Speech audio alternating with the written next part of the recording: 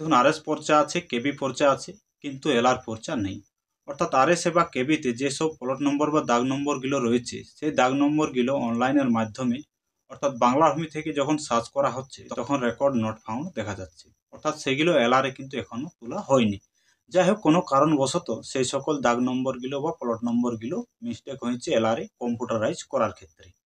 তো আরএসএ বা কেবিতে যে প্লট নম্বরগুলো রয়েছে সেই প্লট নম্বরগুলো এলআর রেকর্ডে যে এখনো কম্পিউটারাইজ হয়নি, সেগুলো কম্পিউটারাইজ করার জন্য কিভাবে করবেন, অর্থাৎ তার প্রসেস কি রয়েছে, তো সেটাই এই ভিডিওতে আজকে আপনাকে জানাবো।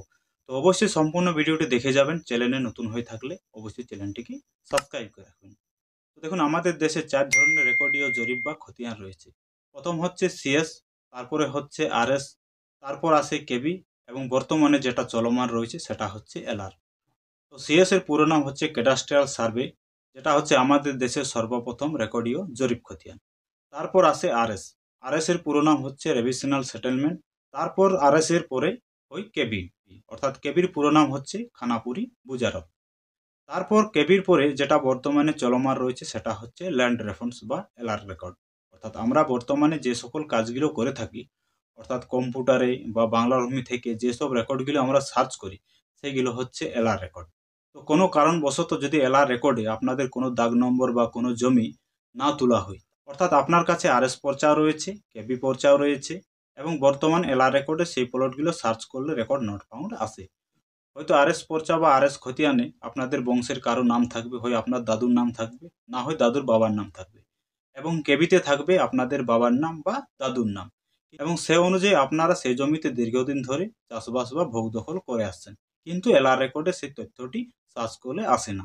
অর্থাৎ আরএস থেকে কেবিতে আপনাদের জমির যে ভাগ সেগুলো কিন্তু ঠিক রয়েছে, অর্থাৎ আপনার কাছে কেবির খতিয়ান বা কেবি পর্চাও রয়েছে, বা কেবিতে যে প্লট নম্বরগুলো রয়েছে সেই প্লট নম্বরগুলোর মধ্যে কয়েকটি প্লট নম্বর বা দাগ নম্বর এলআরে কিন্তু এখনো তোলা হয়নি।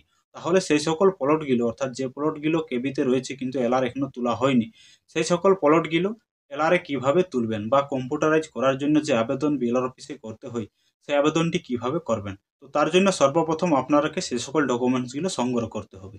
অর্থাৎ একটি বিএলআর অফিসে মিসকেস আবেদন করতে গেলে যে সকল ডকুমেন্টসগুলো লাগে সেই সকল ডকুমেন্টস বা কাগজপত্রগুলো আপনাকে সর্বপ্রথম সংগ্রহ করতে হবে।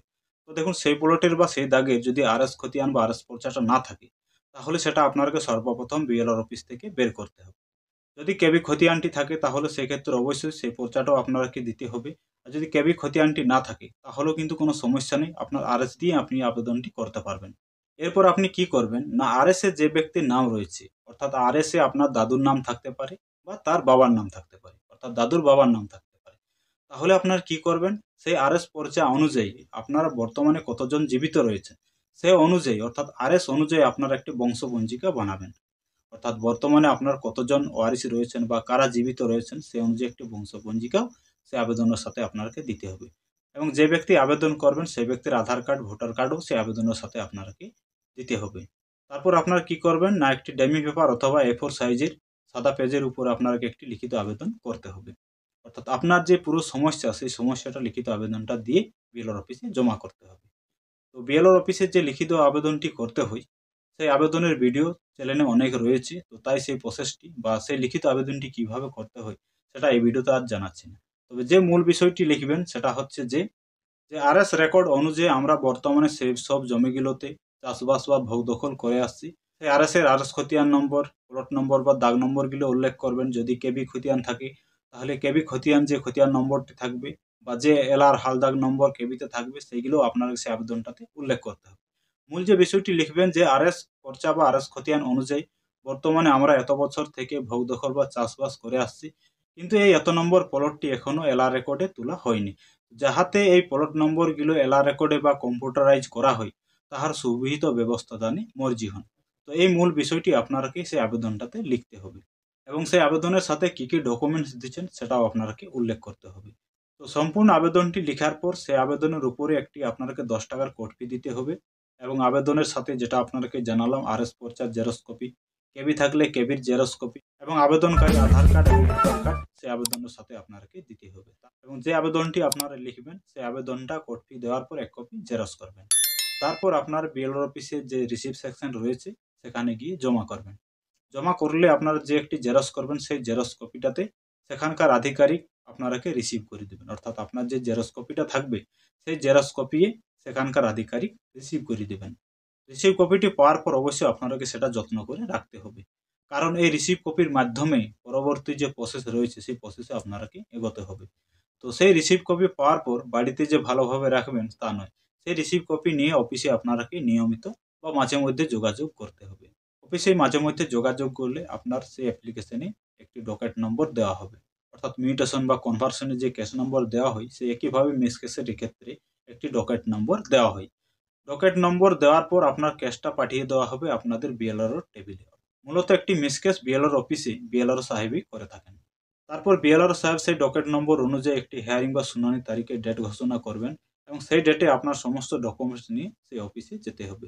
সমস্ত ডকুমেন্টস ভেরিফাই করার পর আপনার সেই জমিটাতে সরজমিন তদন্ত অবশ্যই করবেন, অর্থাৎ আপনার ডকুমেন্টস অনুযায়ী আপনি দখলে রয়েছে কিনা সেগুলো আরআই সাহেব গিয়ে তদন্ত করবেন।